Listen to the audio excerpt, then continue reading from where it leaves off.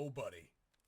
It is your friendly neighborhood CTC here, and I have a little bit extra time on a little bit of an excessively windy day in Las Vegas, Nevada, and I figured what better way than to spend a little bit of time with y'all with 5 tips that I feel like will help aid you in your journey in the wacky world of professional wrestling. For those that might not know who I am, my name is Cutthroat Cody Hancock. I am a professional wrestler based out of said Las Vegas, Nevada, and I am also a trainer for Future Stars of Wrestling. And for those that don't know, Future Stars of Wrestling is a school that has been building its reputation upon getting some pretty big names signed, namely Karrion Kross with NXT as well as Zoe Starks and Chris Bay with Impact. So we're very proud of all of them, and we are also very proud of what we do down here in Sin City. And going straight into it, I think that one of the first things that I need to let you all know is that stepping into a professional wrestling ring is not going to be enough to get you in shape in order to get you to where you want to be. There's a lot of people that end up having the goal of going to WWE. There's some people that have the goal of going to New Japan. Right now, there's people that have the goal of going to AEW, myself included. Now, all of these companies, and there are always exceptions to the rule, but you have to understand that if you want to be considered for a position in these companies, you have to be able to do the job as well as look like you can do the job. So, wrestling training, can it help you lose some weight? Yeah, it can help you lose like a little bit of weight, but it's not going to be enough in order to get you considered for a paid job in the world of professional wrestling. You're going to have to put a lot of time inside of the ring as well as outside of the ring. You're going to have to put some time in the gym. You're going to have to put some time in the kitchen. You're going to have to put some time into all of it. You know, the mantra of eat, breathe, and sleep is not just a cool phrase they threw on a Nike shirt. Like, it is actually eating, breathing, and sleeping. And not a lot of people understand that when you step into a professional wrestling ring, you are subconsciously making a commitment to becoming a professional athlete. And that's something that you need to be prepared for. The second thing that we're going to get into is setting aside money. You're going to have to set aside money for some pretty important things. One of the most important things to set money aside for is going to be gear. You're going to want to be able to have really good looking gear. You're also going to have to put in some money whether or not you're deciding to throw martial arts kicks. You're going to want to get some kick pads. But if you're not throwing kicks, get some boots. And if you don't throw kicks and if you had kick pads, save some money to get some boots. That's just my personal opinion. Past that, you're also going to have things like logos. You're going to have to invest in getting a logo for yourself that you can then put on some merchandise. And then lastly, and I think maybe one of the most important things is right now, is paying somebody to make custom royalty-free music for yourself.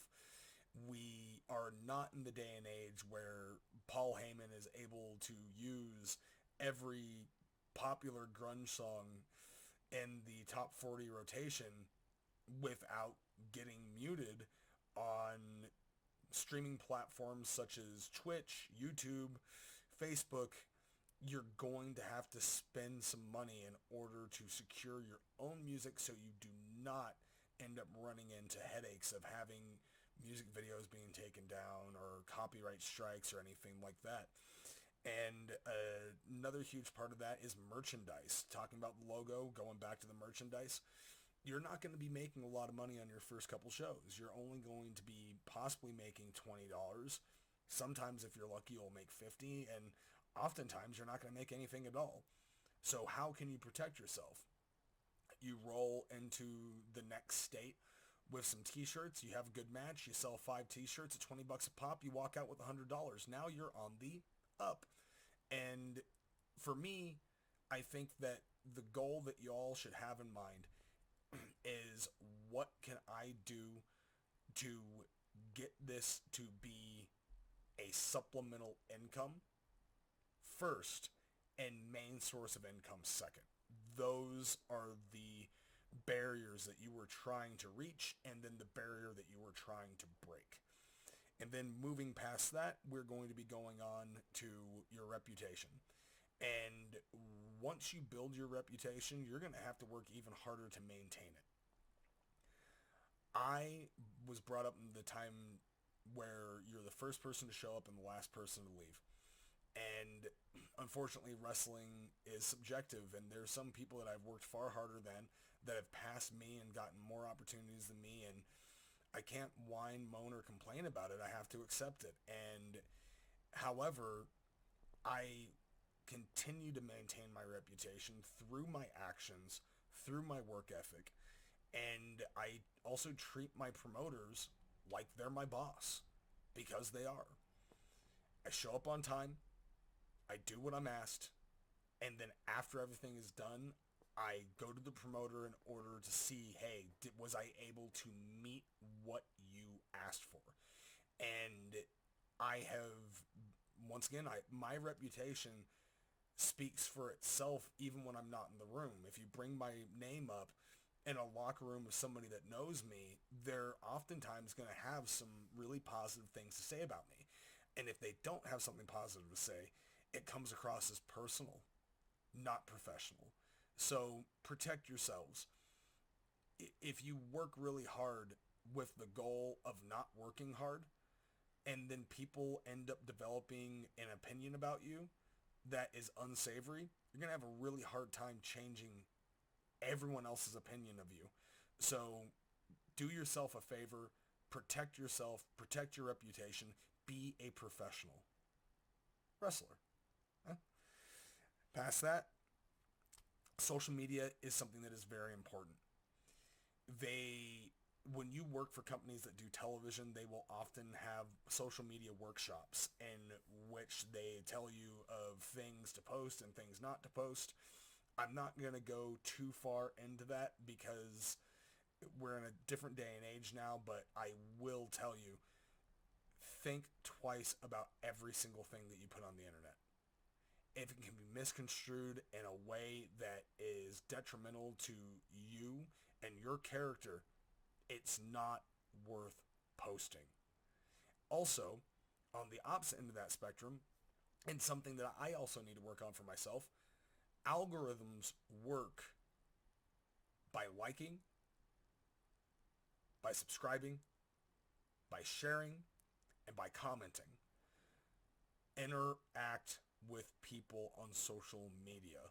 Like their posts, comment on their posts, like their YouTube page, or subscribe to their YouTube page, like their videos, share their content. And if we all do that, maybe one day we might pop into somebody looking for wrestling, and then people will end up finding out about us. And once again, I have to practice what I preach on that, and I'm trying to get better at it myself. Last but not least, everybody's path is going to be different. Once again, going back to what we were talking about before, there are people that I have worked harder than that have gotten far more than I ever have.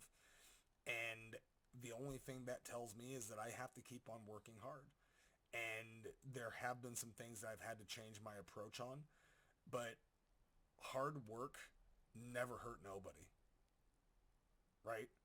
That's the way that I like to do things. And not just because it's what I like. In my opinion, it's what's right. And keep in consideration that you might have to find a different route. Something will always catch up to you if you take a shortcut. Guaranteed. I promise you that. So keep those things in consideration. Without anything else to say, I'm just going to leave you guys with this. Professional wrestling can only be professional if you treat it professionally. I hope you all have a wonderful day, and please like the video, subscribe to my channel, share the video, and let's all create a community where we can help each other grow. I love love you all. Have a great day.